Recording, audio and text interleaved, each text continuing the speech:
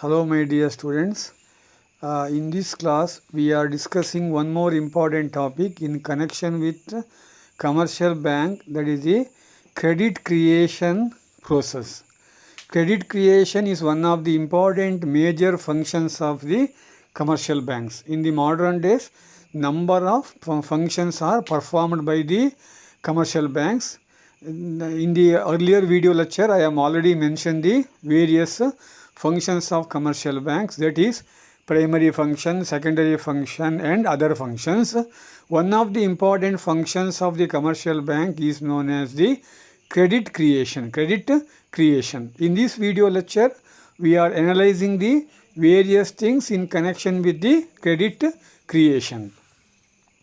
ವಿದ್ಯಾರ್ಥಿಗಳೇ, ಇಂದಿನ ಒಂದು ವಿಡಿಯೋ ತರಗತಿಯಲ್ಲಿ ನಾನು ಮುಖ್ಯವಾಗಿ ನಿಮಗೆ ಸಾಲ ನಿರ್ಮಾಣ ಅಥವಾ ಅದನ್ನು ಪತ್ತು ನಿರ್ಮಾಣ ಅಂತ ಕರೀತಾರೆ. ಸಾಲ ನಿರ್ಮಾಣ ಅಥವಾ ಪತ್ತು ನಿರ್ಮಾಣ.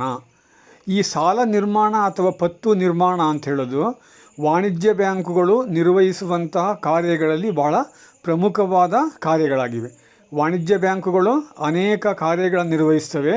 ಅದರಲ್ಲಿ ಬಹಳ ಪ್ರಮುಖವಾದ ಕಾರ್ಯ ಅಂದರೆ ಈ ಸಾಲ ನಿರ್ಮಾಣ ಕಾರ್ಯ. ಈ ಸಾಲ ನಿರ್ಮಾಣ ಕಾರ್ಯ ಅಂದರೆ ಏನು, ಅದರ ಬಗ್ಗೆ ತಿಳ್ಕೊಳ್ಳುವ ಒಂದು ವಿಷಯವನ್ನು ನಾವಿವತ್ತು ನಿಮ್ಮ ಮುಂದೆ ಇಡಲಿಕ್ಕೆ ಇದ್ದೇನೆ. ಈ ಸಾಲ ನಿರ್ಮಾಣ ಕಾರ್ಯ ಅಂತ ಹೇಳೋದು ವಾಣಿಜ್ಯ ಬ್ಯಾಂಕಿನ ಒಂದು ಕಾರ್ಯ.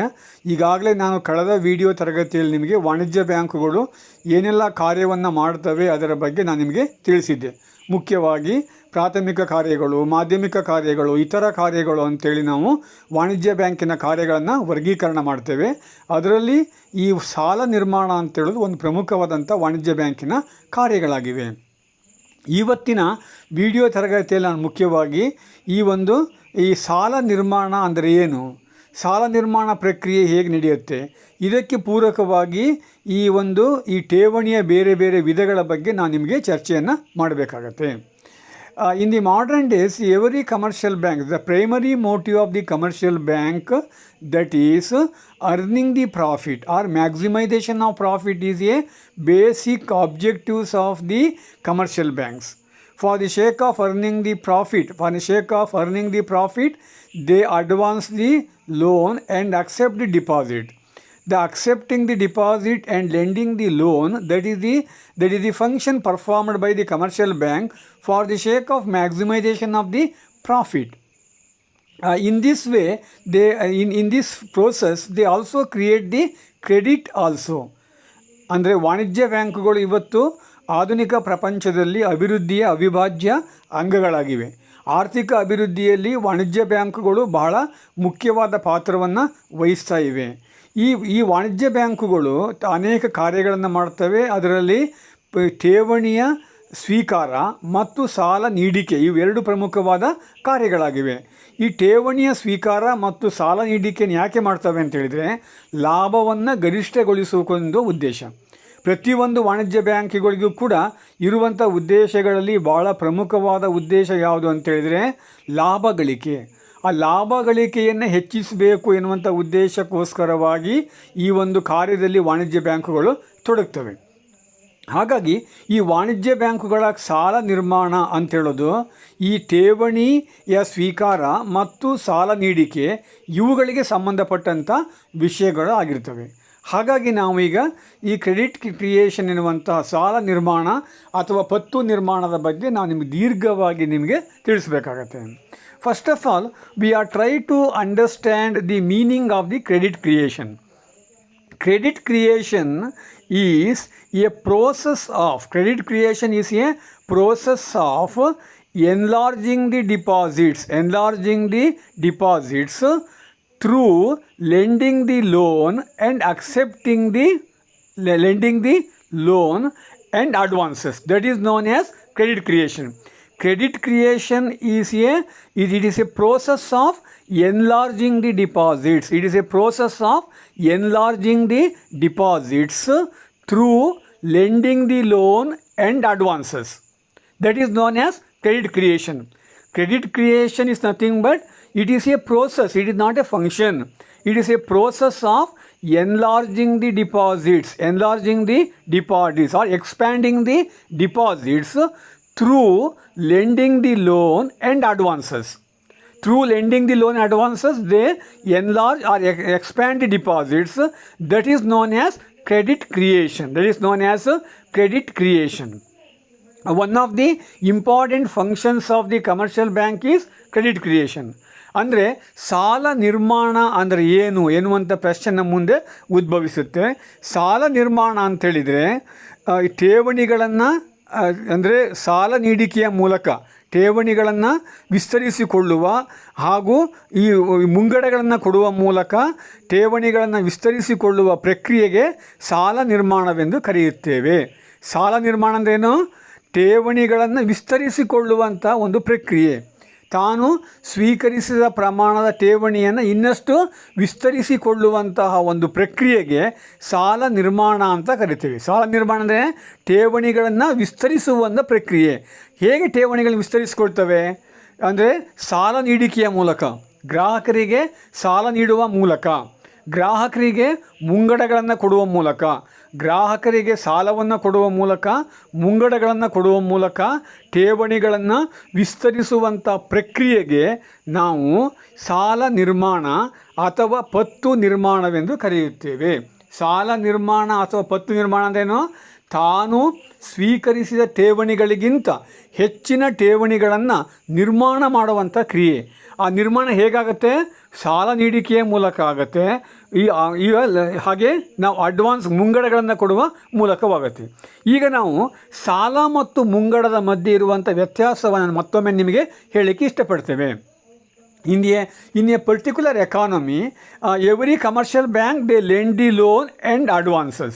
First of all, we are trying to understand the difference between loan and a advance. Loan is nothing but it is a type of lending made by the commercial bank for the long term. It is a type of lending made by the commercial bank for long term that is known as loan. But on the other hand, the advance is nothing but it is a type of lending made by the commercial bank for the short term. That is the difference between loan and advance. Loan is nothing but it is a type of lending made by the commercial bank for the long term purpose, for 1 year, 2 year, 4 year, 10 year. In this way, they made the lending that is known as loan. For a short term, for 20 days, 90 days, 1 month, 2 months, for this short term, a commercial bank who made the lending that is known as advances. That is the difference between loan and advances.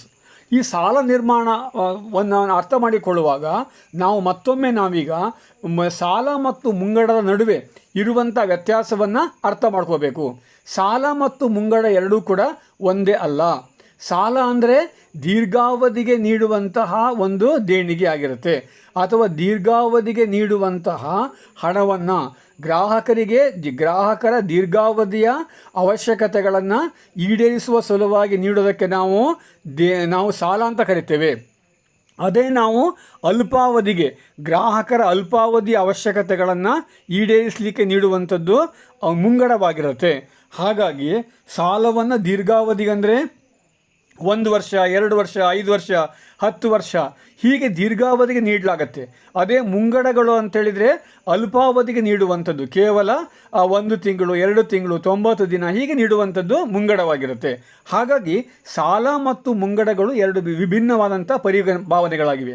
ಸಾಲ ನಿರ್ಮಾಣ ಕ್ರಿಯೆಯಲ್ಲಿ ಠೇವಣಿಗಳನ್ನು ಸಾಲ ನೀಡಿಕೆಯ ಮೂಲಕ, ಮುಂಗಡಗಳನ್ನು ನೀಡುವ ಮೂಲಕ ವಿಸ್ತರಿಸಿಕೊಳ್ಳುವಂತಹ ಪ್ರಕ್ರಿಯೆಗೆ ನಾವು ಸಾಲ ನಿರ್ಮಾಣವೆಂದು ಕರೆಯುತ್ತೇವೆ. ಸಾಲ ನಿರ್ಮಾಣ ಅಂತೇಳಿದರೆ ಠೇವಣಿಗಳನ್ನು ಸಾಲ ನೀಡಿಕೆಯ ಮೂಲಕ, ಮುಂಗಡಗಳನ್ನು ನೀಡುವ ಮೂಲಕ ವಿಸ್ತರಿಸಿಕೊಳ್ಳುವಂತಹ ಪ್ರಕ್ರಿಯೆ ಅಂತ ನಾವಿಲ್ಲಿ ಹೇಳಲಿಕ್ಕೆ ಬರುತ್ತೆ. Before understanding some extra information relating to the credit creation, we are trying to understand the different types of deposits also. The deposits are classified into 2 categories. Number 1 is the primary deposits. Number 2 is the derived deposits. Or before explaining the credit creation in a scientific way, we are also understand the meaning of the deposits, the meaning of the types of deposits. Number 1 is the primary deposits. Primary deposits is a type of deposits when customer who directly deposit the money in a commercial bank through which they create the deposit, that is the primary deposits.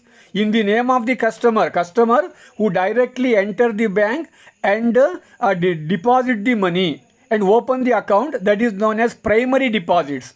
Primary deposits are those deposits made by the customer directly, that is known as primary deposits. ಅಂದರೆ ನಾವು ಈ ಸಾಲ ನಿರ್ಮಾಣವನ್ನು ಇನ್ನೂ ಚೆನ್ನಾಗಿ ಅರ್ಥ ಮಾಡ್ಕೋಬೇಕಾದ್ರೆ ಠೇವಣಿಗಳ ವಿಧಗಳನ್ನು ಕೂಡ ತಿಳ್ಕೋಬೇಕಾಗತ್ತೆ. ನಾವೀಗ ತಿಳ್ಕೋಬೇಕಾಗತ್ತೆ. ಠೇವಣಿಗಳಲ್ಲಿ 2 ವಿಧಗಳಿರ್ತವೆ. ಒಂದನೇದು ಪ್ರಾಥಮಿಕ ಠೇವಣಿ, ಇನ್ನೊಂದು ಮಾಧ್ಯಮಿಕ ಠೇವಣಿ. ಪ್ರಾಥಮಿಕ ಠೇವಣಿ ಅಂದ್ರೇನು? ಗ್ರಾಹಕನು ಬ್ಯಾಂಕುಗಳಲ್ಲಿ ನೇರವಾಗಿ ಠೇವಣಿಗಳನ್ನು ಇಡುವಂಥದ್ದು. ತನ್ನ ಬಳಿಯಿರುವಂಥ ಹಣವನ್ನು ಬ್ಯಾಂಕುಗಳಲ್ಲಿ ಠೇವಣಿ ರೂಪದಲ್ಲಿ ಗ್ರಾಹಕನು ಇಟ್ಟರೆ ಅಥವಾ ಬ್ಯಾಂಕುಗಳಲ್ಲಿ ಖಾತೆ ತೆರೆದುಬಿಟ್ಟು ಅಲ್ಲಿ ಡಿಪಾಸಿಟ್ ಮಾಡಿದರೆ ಅದನ್ನು ಪ್ರಾಥಮಿಕ ಠೇವಣಿ ಅಂತ ಕರಿತೇವೆ. ಪ್ರಾಥಮಿಕ ಠೇವಣಿ ಅಂತ ಹೇಳಿದರೆ ಗ್ರಾಹಕನೇ ನೇರವಾಗಿ ಠೇವಣಿಗಳನ್ನು ಬ್ಯಾಂಕಿನಲ್ಲಿ ಇಡುವಂಥದ್ದು, ಅದು ಪ್ರಾಥಮಿಕ ಠೇವಣಿ.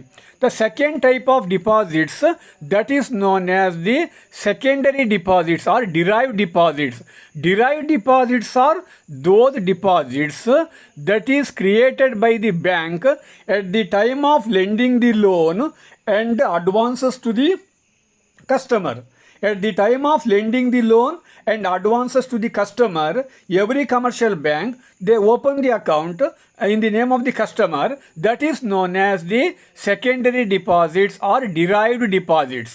ಇಲ್ಲಿ ಅಂದರೆ ಡಿರೈವ್ಡ್ ಡಿಪಾಸಿಟ್ಸ್ ಅಂತ ಹೇಳಿದರೆ ಪರೋಕ್ಷ ಠೇವಣಿ ಅಂತ ಹೇಳ್ತಾರೆ. ಇದನ್ನು ಪರೋಕ್ಷ ಠೇವಣಿ ಅಂತ ಹೇಳಿದರೆ ವಾಣಿಜ್ಯ ಬ್ಯಾಂಕುಗಳು ಗ್ರಾಹಕರಿಗೆ ಸಾಲವನ್ನು ಕೊಡುವ ವೇಳೆಯಲ್ಲಿ ಸಾಲಗಾರನ ಹೆಸರಿಗೆ ಪ್ರತ್ಯೇಕವಾದ ಖಾತೆಯನ್ನು ತೆರೆದು ಸಾಲದ ಮೊತ್ತವನ್ನು ಆ ಖಾತೆಗೆ ಹಾಕ್ತಾರೆ. ಅದಕ್ಕೋಸ್ಕರವಾಗಿ ತೆರೆಯುವಂಥ ಠೇವಣಿಯನ್ನು ನಾವೇನು ಕರಿಬೇಕು? ಅದನ್ನು ನಾವು ಮಾಧ್ಯಮಿಕ ಠೇವಣಿ ಅಂತ ಕರಿತೇವೆ ಅಥವಾ ಅದನ್ನು ಡಿರೈವ್ಡ್ ಡಿಪಾಸಿಟ್ಸ್ ಅಂತ ಕರಿತೇವೆ. ಅಂದರೆ ವಾಣಿಜ್ಯ ಬ್ಯಾಂಕುಗಳು ಗ್ರಾಹಕರಿಗೆ ಸಾಲವನ್ನು ಕೊಡ್ತವೆ, ಮುಂಗಡಗಳನ್ನು ಕೊಡ್ತವೆ. ಆ ಸಾಲ ಮತ್ತು ಮುಂಗಡಗಳನ್ನು ನಗದಾಗಿ ಯಾವ ಬ್ಯಾಂಕುಗಳು ಕೂಡ ಗ್ರಾಹಕನಿಗೆ ನೀಡೋದಿಲ್ಲ. ನಗದಾಗಿ ಯಾವ ಗ್ರಾಹಕನಿಗೂ ಕೂಡ ನೇರವಾಗಿ ಕೊಡೋದಿಲ್ಲ. ಆತನ ಖಾತೆಯಲ್ಲಿ ಹಣವನ್ನು ಠೇವಣಿಯಾಗಿರಿಸಿ ಆತನ ಖಾತೆಯಲ್ಲಿ ಖಾತೆ ತೆರೆದುಬಿಟ್ಟು ಹೊಸದಾಗಿ ಖಾತೆಯನ್ನು ತೆರೆದುಬಿಟ್ಟು ಆ ಖಾತೆಗೆ ಜಮಾ ಮಾಡ್ತಾರೆ. ಗ್ರಾಹಕನು ತನ್ನ ಅವಶ್ಯಕತೆಗನುಸಾರವಾಗಿ ಆ ಚೆಕ್ಕುಗಳ ಮೂಲಕ ಆ ಹಣವನ್ನು ಅಥವಾ ATM ಕಾರ್ಡ್ಗಳ ಮೂಲಕ ಆ ಹಣವನ್ನು ಪಡ್ಕೊಳ್ತಾನೆ. ಅದನ್ನು ನಾವು ಮಾಧ್ಯಮಿಕ ಠೇವಣಿ ಅಂತ ಹೇಳ್ತೇವೆ. ಪ್ರಾಥಮಿಕ ಠೇವಣಿಯಲ್ಲಿ ಗ್ರಾಹಕನೇ ಬ್ಯಾಂಕಿಗೆ ಬಂದು ಠೇವಣಿಯನ್ನು ಇಡುವಂಥದ್ದು. ಎರಡನೇದರಲ್ಲಿನೋ ಬ್ಯಾಂಕುಗಳು ಸಾಲವನ್ನು ಕೊಡಬೇಕಾದ್ರೆ ಗ್ರಾಹಕನ ಹೆಸರಿನಲ್ಲಿ ಖಾತೆ ತೆರೆಯುವಂಥದ್ದು, ಅದನ್ನು ನಾವು ಮಾಧ್ಯಮಿಕ ಠೇವಣಿ ಅಂತ ಕರಿತೀವಿ. ಹಾಗಾಗಿ ಈ ವಾಣಿಜ್ಯ ಬ್ಯಾಂಕುಗಳು ಹೊಸದಾಗಿ ಖಾತೆ ತೆರೆಯುವ ಮೂಲಕ ಠೇವಣಿಗಳನ್ನು ವಿಸ್ತರಿಸ್ತವೆ.